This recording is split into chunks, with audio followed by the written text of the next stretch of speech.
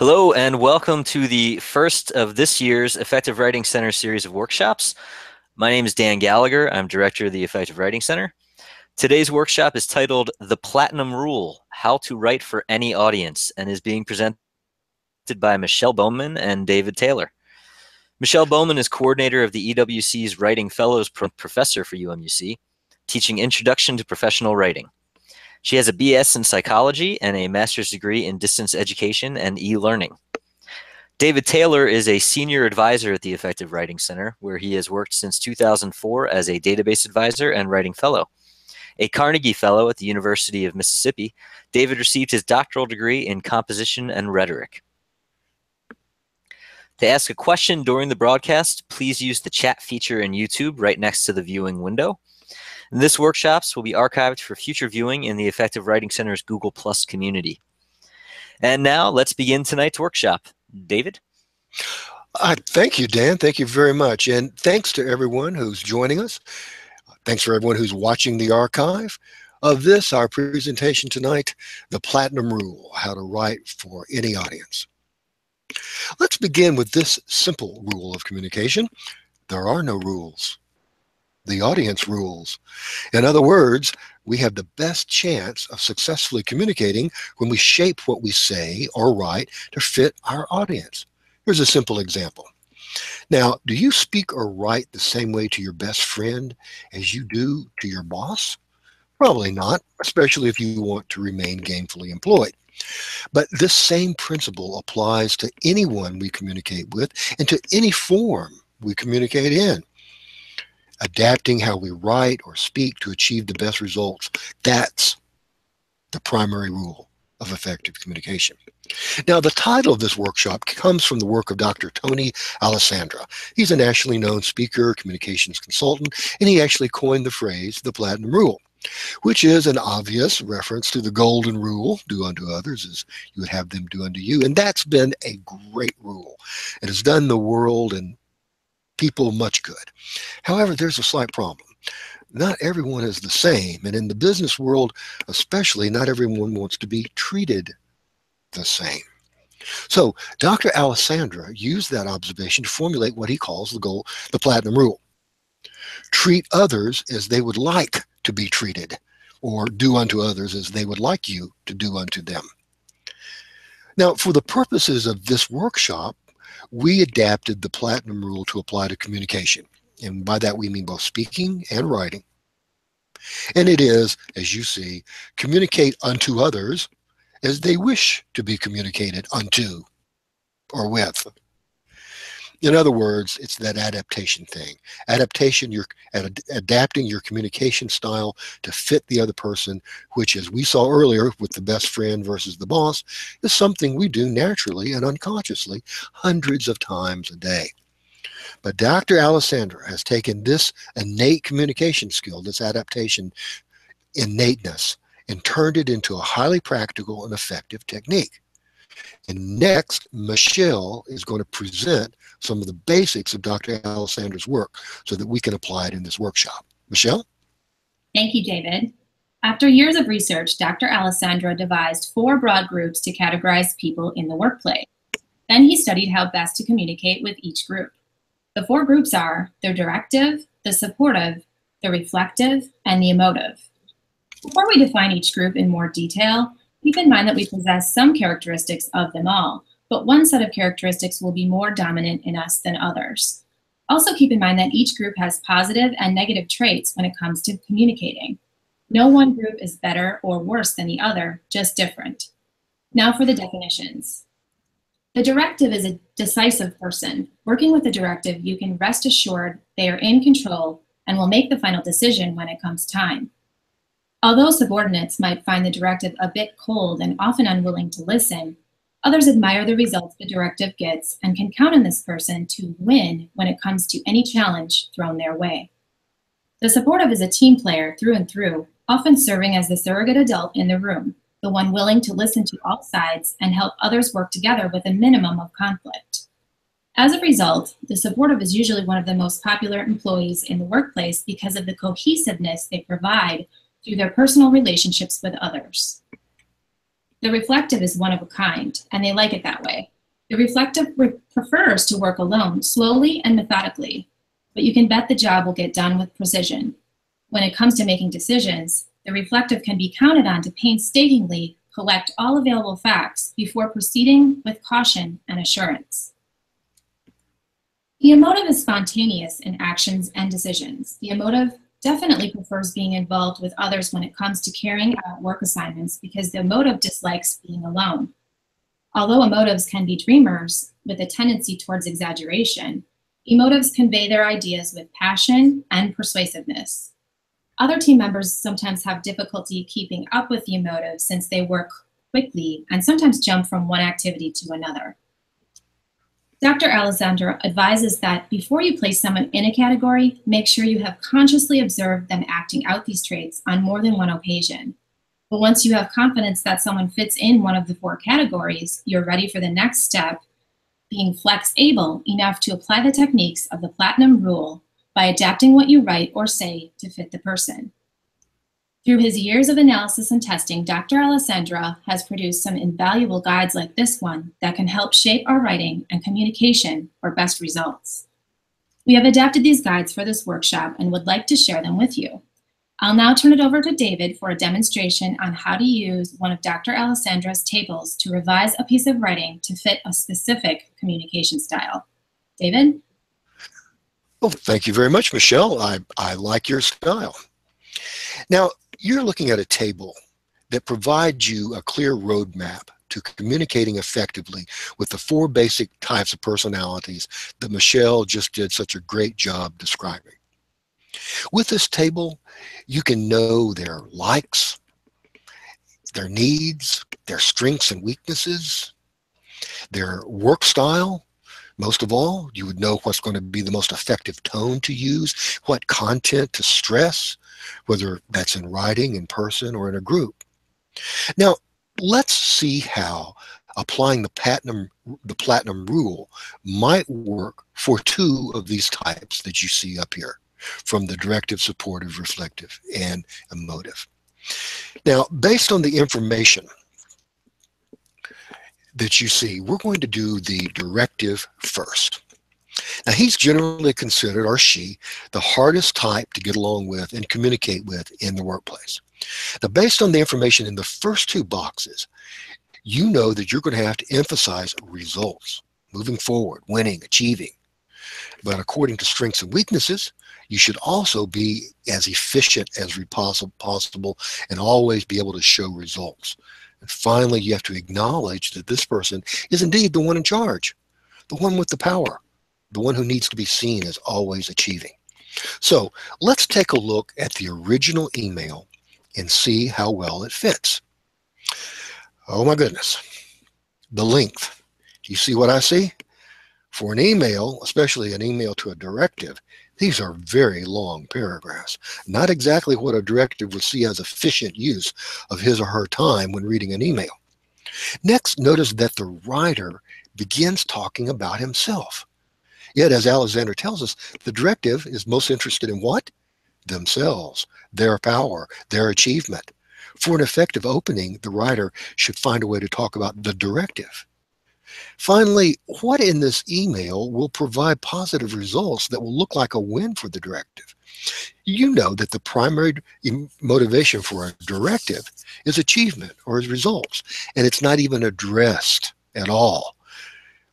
In other words, how does this help the directive look more successful? This ending only talks about results for the writer, not the directive. Okay, let's change all of this around so that it meets the directive's personality. In other words, let's apply the Platinum Rule. The first thing we're going to do is change the heading and acknowledge the director's position of power. Christopher Hopkins, Manager, IT Services Department, United Express, Inc. Dear Chris. Acknowledging the director's position of authority, the writer appeals to that aspect of the person, for better or for worse, who enjoys the power. And we're definitely going to use the more formal colon after the name. Next, let's come up with an opening paragraph that also acknowledges this directive's past positive achievements.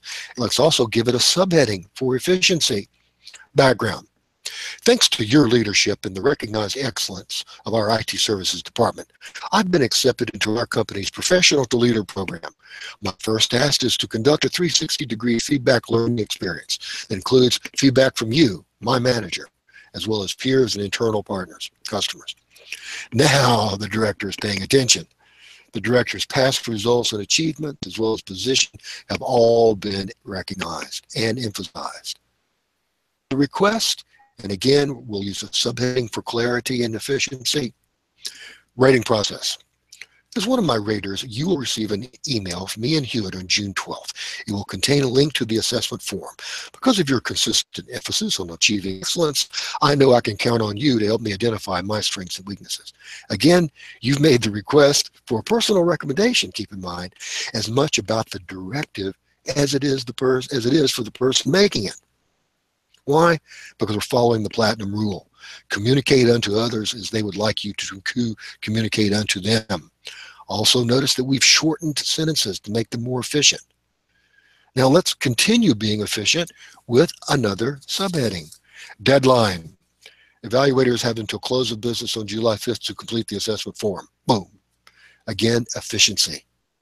Now comes a short closing that again focuses on the directives and the directives' past accomplishments.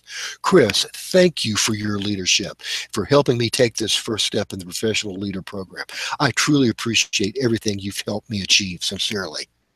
Okay, this employee was writing to his or her manager, who was a strong directive, and that directive's personality preferences were factored into the tone, the structure, and even the content of the email in order to meet the platinum rule. Now, doing that is not immoral. It's not manipulative. That's a good email. And it's what good writers do out of respect for their audience. Now, Michelle is going to take the same email and adapt it for another manager. But this time, the manager is a strong, supportive personality. Thank you, David. Michelle? Now we're going to see the email morph into a correspondence that fits a strong supportive. We begin with the salutation.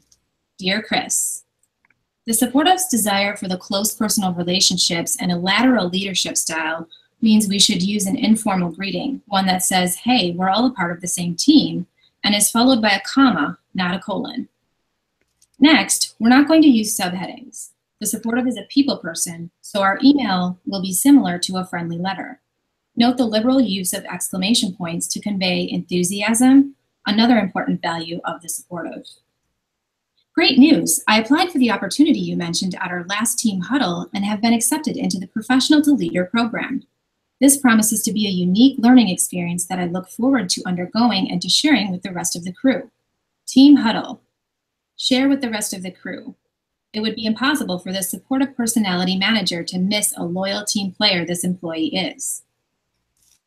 Next, as part of the program, participants will undergo a 360-degree feedback experience. I will be rated by you, my manager, but also by everyone on our IT services team and by our internal customers. I look forward to receiving candid feedback from everyone. Notice that the employee makes it clear that he embraces the feedback, is not threatened by it, sees no conflict forthcoming, and desires everyone's honest reflections. These are all aspects that the supportive values, according to Dr. Alessandra. Next, as one of my raters, you'll receive an email from Aon Hewitt on June 12th, which will provide a link to the assessment form. Your confidential answers will help me better understand how you and others perceive me. I know that I can count on you to help identify strengths and areas for improvement. Heads up, the assessment portal will close at end of business day on July 5th. Again, notice the trust, the sense of teamwork, and the collegiality that this personality desires. And now, the closing. Chris, thanks for all that you do. I truly relish this opportunity to learn, to grow, and potentially to contribute even more to our understanding IT services team. Now, we have two very different emails, and yet both contain the exact same facts while achieving the same purpose. That's because we applied the platinum rule. If we had more time, we could look at the same email rewritten for the reflective personality and the emotive personality, and we encourage you to give this a try. Now I'll turn it back over to David for our wrap-up. David? Thank you, Michelle. That was very powerful whenever you compare what is essentially the same email written in two completely different styles, both effective for that specific personality they were designed for. Now, also keep in mind that the demonstration you saw used only one of the many tables that Dr. Alessandra provides in works like the Platinum Rule, Communicating at Work, and People Smart. Each of these works provides incisive information on how to understand others in the workplace and how best to communicate with them. For example, here's a table again on the directive. Now remember, a directive can be a colleague of yours, a supervisor, can even be somebody who reports to you. All of these can be a directive personality. And this table provides a roadmap to how to deal with this person. You're given very specific directions on what works best along the way in virtually every situation you can imagine. If your purpose in writing to this directive is to motivate, then you know to provide options and clearly describe probabilities of success. If your motive in writing is or in talking is to compliment, you know what to compliment: their achievements, their potential for mobility, their leadership. If your motivation is to advise them, you want to advise them strictly on facts, not emotions, on their results, on their concerns, on their task, and keep the emotion out of it. If you want to, if they're a direct report and you need them to make a correction in something that they're doing, you know that you first describe the results and then show the gap between the actual and desire, and suggest improvements that have a deadline. And then you're even told how to delegate a task to this person. Give the bottom line and get out of the way if it's a directive. And you see, it would be different for the supportive. You would motivate the supportive differently. You would compliment the supportive differently. You would counsel and correct the supportive differently. Same for the reflective. Motivating, complimenting, counseling. These are all things that would be done differently in speaking and in writing, and the same for the emotive. So what do we have? At the end, we have this idea that to be a good writer, to be a good communicator, you have to be able to adapt yourself, your message, to a variety of audiences. And to achieve that adaptation requires a conscious effort on your part. It also requires a set of tools. And we think the materials by Dr. Tony Alessandra provide us some of the most powerful tools we can have to communicate with virtually any audience. That concludes our presentation. We really hope that it made sense to you and that you can go out and use some of these tools. And with that, I will turn it back over to our moderator, Dan Gallagher. Thank you very much, David and Michelle. We do not have any questions at this point, so I will just remind anybody viewing this video that they can feel free to comment directly below it in YouTube, or if you are looking at this through our Google Plus space, you can also leave any kind of comment or question right there, and we will get back to you shortly. Thank you so much to David and Michelle for a fantastic presentation. Thank you to all of our, and we look forward to seeing you in a month on the 3rd Thursday of October for the next in the series. Have a great night.